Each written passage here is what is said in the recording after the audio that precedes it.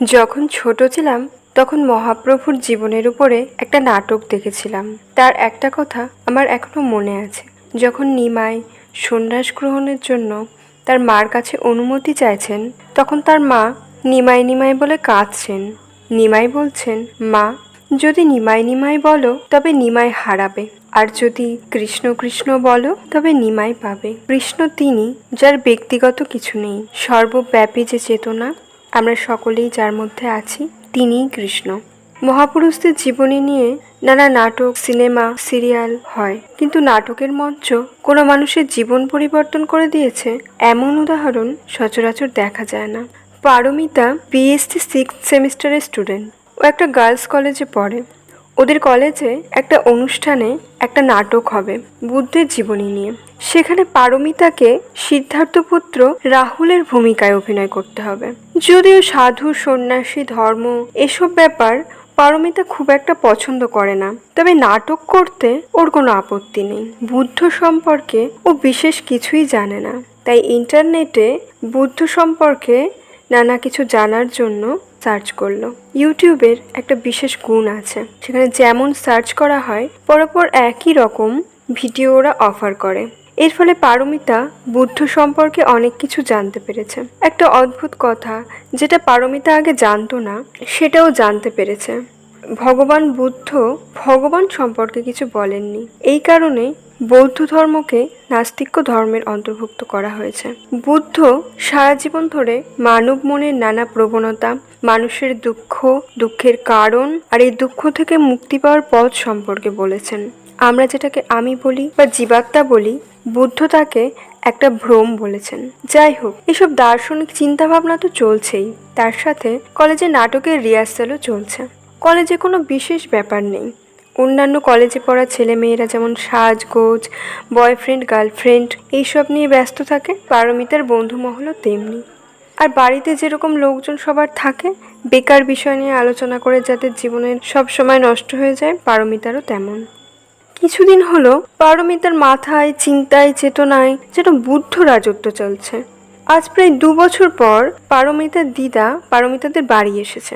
Paromita college থেকে বাড়ি এসে দেখলো দিদা এসেছে। ও হাত মুখ ধুয়ে দিদার কাছে গেল। কখন আসলে দিদা? অনেকক্ষণ এসেছি রে, দেখ পারু, তোর জন্য কি এনেছি দেখ। এই বলে পারমিতার দিদা ব্যাগ থেকে একটা সোনার ব্রেসলেট বার করে বলল, আমার সীতাহারটা ভেঙে তোর জন্য বানিয়েছি, দেখ তো এটা তোর পছন্দ হলো কিনা। আজকালকার মেয়েরা তো আবার পুরোনো দিনের গয়না পরে না, তাই তোর জন্য নতুন জিনিস বানালাম। পারমিতা গয়নাটা নেবার জন্য হাত বাড়াতে পারল না, চুপ করে দাঁড়িয়ে থাকলো। ওর দিদা ওর হাত ধরে ব্রেসলেটটা ওর হাতে পরিয়ে দিল। ব্রেসলেটটার ডিজাইনটা খুব সুন্দর। পারমিতা এক জায়গায় পড়েছিল, যখন কোনো নক্ষত্র ধ্বংস হয় তখন যে সুপারনোভা বিস্ফোরণ হয়, সেই সময়কার প্রচণ্ড তাপে সোনার মতো ধাতুগুলো তৈরি হয়। হঠাৎ পারমিতার মনে হলো, এই সোনা কবে, কোন কালে, কোন মহাজাগতিক বিস্ফোরণে তৈরি হয়েছে। তারপর কত কত পরিবর্তনের মধ্যে দিয়ে আজ এটা এই রকম রূপ ধারণ করেছে।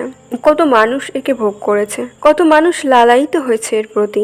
যে হাতে এই ব্রেসলেটটা পরানো হয়েছে, সেই হাতে, সেই শরীরে এই মুহূর্তে হয়তো কত কোষ মরে গেল, কত কোষ জন্ম নিল। মহাবিশ্বের যে স্থানে আমরা রয়েছি তা সদা পরিবর্তন হচ্ছে। এই জগৎ পরিবর্তনশীল, দুঃখময়। বুদ্ধের উপদেশ মনে পড়ছে, সব কিছু দুঃখময়, অনিত্য, পরিবর্তনশীল, শূন্য। এর প্রতি আসক্তি ত্যাগ করো। পারমিতা ব্রেসলেটটা খুলে রেখে চলে গেল। ওর দিদা বলতে লাগলো, কি হলো রে, ডিজাইনটা পছন্দ হলো না? তোকে নিয়ে গেলেই তো ভালো হতো দোকানে, কত টাকার জিনিস, এখন পাল্টাতে গেলে কত টাকার মজুরি বাদ যাবে।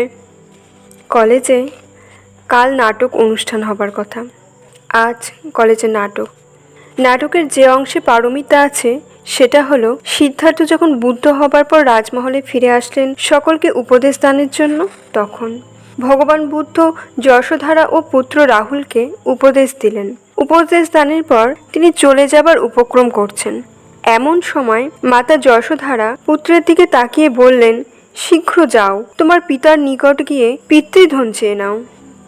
কুমার রাহুল তখন পিতার নিকট গিয়ে বলল, পিতা, আমাকে পিতৃধন দিন। বালক 3 বার বুদ্ধের নিকট এইরূপ প্রার্থনা করলে বুদ্ধ আনন্দের দিকে চেয়ে বললেন, ওকে দাও। তখন বালককে সন্ন্যাসীর গেরুয়া বস্ত্র দান করা হলো। তারপর নাটক শেষ। কিন্তু ওই যে বললাম, পারমিতার চিন্তা চেতনায় কিছুদিন হলো বুদ্ধ রাজত্ব করছেন। নাটকের শেষে সব বান্ধবীরা মিলে গল্প করছে। পারমিতা একটু দূরে একা বসে রয়েছে। একজন বান্ধবী, তানিয়া, পারমিতার কাছে এসে বলল, তুই মন খারাপ করে বসে আছিস কেন? পারমিতা বলল, মন খারাপ নয় তো। তানিয়া বলল, আজকাল তুই কারোর সাথে কথা বলিস না, ডিপ্রেশন? কি ব্যাপার, আমাকে বলতে পারিস? পারমিতা বলল, আমরা যেটাকে ক্ষতিকারক ডিপ্রেশন বলি, আমার পিতা বুদ্ধ তাকে জগৎ কল্যাণকারী বৈরাগ্য বলেছেন। আমরা ডিপ্রেশনের ওষুধ বানাই কিসব অক্সিটোসিন, ডোপামিন, সেরোটোনিন, কর্টিসল এদের ক্ষরণ চেঞ্জ করে।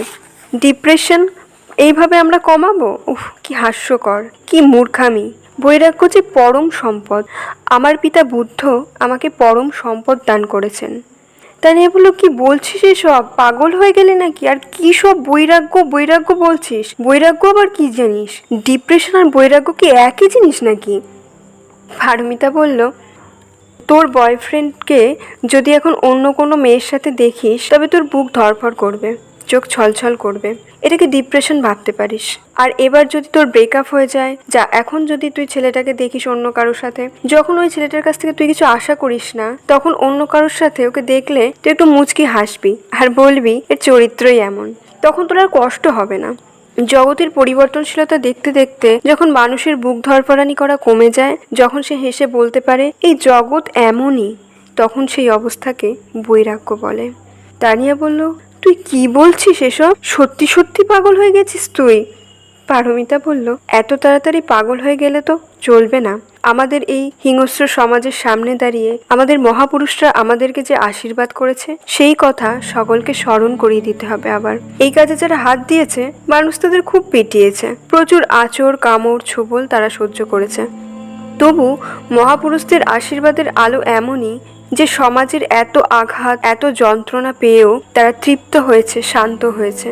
বুদ্ধের আশীর্বাদের আলো এমনই, অ্যানিমেশন করে, নানা রকমের কেরামতির ভিডিও করে এই আলোকে বোঝানো যায় না। যারা পেয়েছে এই আশীর্বাদের আলো, কেবল তারা বুঝেছে।